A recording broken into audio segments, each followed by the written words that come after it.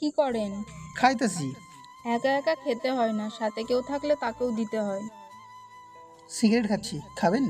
ছি ছি, আপনি এইসবও খান? হুম, খাই তো। সেদিন না বললেন আপনি এসব খান না? সেদিন মিথ্যে বলেছিলাম। কিন্তু কেন মিথ্যা বললেন?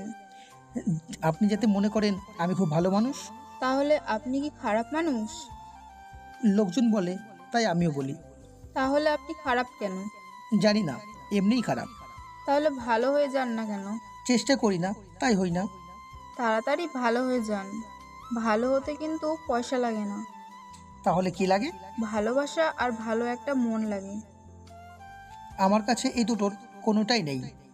তাহলে তো আপনি তো মানুষের মধ্যেই নেই। একদম ঠিক বলেছেন। ঘোড়ার ডিম বলছি। কে ঘোড়ার ডিম? আপনি ঘোড়ার ডিম। আপনি ভাজা করে খান। আমি তো ডিম খাই না। তাহলে রাতে ঘুমানোর আগে মুখে মাখেন? আমি আপনার মতন এত রাতেও রূপচর্চা করি না। আমি কি মেয়ে মানুষ যে রূপচর্চা করব? এখন থেকে করবেন। এখন থেকে করব কেন? কারণ আপনি অনেক খ্যাত। বাংলাদেশ যেহেতু কৃষি প্রধান দেশ, তাই এই দেশে দু একজন খ্যাত থাকতেই পারে। কি বলেন? আপনি আসলেই খ্যাত। আপনার হাসিটা অনেক সুন্দর।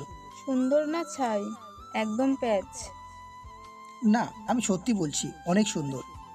বাদ দেন তো এই বিষয়টা। আচ্ছা, বাদ দিলাম।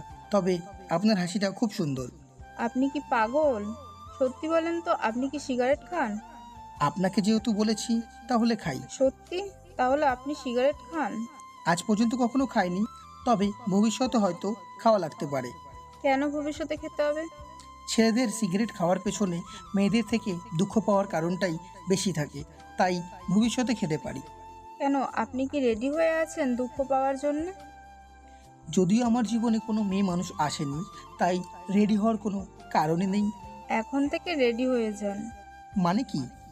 মানে আমি আপনার জীবনে এসে গেছি তাই। আপনার কথা শুনে হাসি পেল। কেন? আমার দাদুর কাছে শুনতাম আগের যুগে নাকি বাড়িতে ডাকাত আসতো তারিখ দিয়ে ডাকাতি করার জন্য। আপনিও ঠিক তাই তারিখ দিয়ে আসতে চান নাকি, যে আমি রেডি থাকবো? আপনি তো দারুণ মজার মজার কথা জানেন। কই কথা জানি, আমি তো শুধু আপনার কথার উত্তর দিলাম। আমার কারণে কোনোদিনও আপনার সিগারেট খেতে লাগবে না।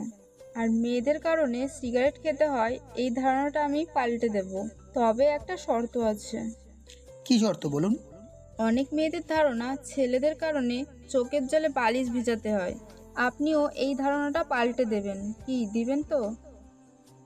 অবশ্যই দেব। তবে আমরা কিন্তু সারা জীবন দুজন দুজনকে তুমি বলে সম্বোধন করব। আপনি একদমই ঠিক বলেছেন। কি বলেন? আবারও আপনি বললেন আমাকে? আহা, আচ্ছা, আর বলবো না। আচ্ছা, এই তো ঠিক আছে। আচ্ছা, তাহলে আজকের মতো যাই। যাই না, বলো আসি। আচ্ছা, আসি তাহলে। I love you. I love you too baby.